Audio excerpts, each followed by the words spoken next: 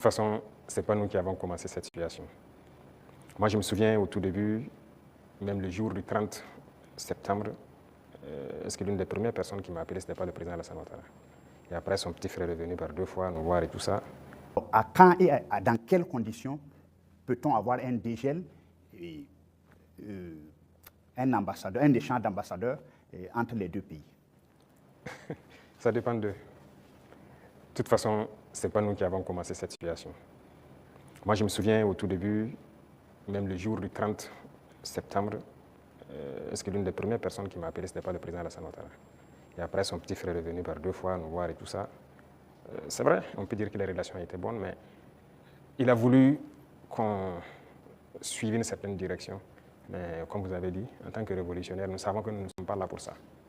Nous étions là pour la révolution. Et la révolution, c'est une rupture. On ne peut pas suivre une certaine politique. Et donc, petit à petit, les relations ont commencé à ne pas aller. Et comme vous l'avez constaté, tous ceux qui ont voulu peut-être certains privilèges, quoi que ce soit, n'ont pas eu, se sont mis à se mettre contre nous, se sont déployés là-bas, sont entretenus, sécurisés et tout. On sait de quoi on parle, parce qu'ils savent aussi de quoi on parle, pour agir contre nous. Il n'y a pas quelqu'un qui a quitté la Côte d'Ivoire et qui était venu ici en son temps. Nous avons observé ça pendant près de 2 ans. On les a parlé plusieurs fois. Ils nous ont dit non, il faut qu'on passe par les règles de l'art, il faut que la justice émette des mandats et tout ça. On a fait tout. Ils ne répondent pas.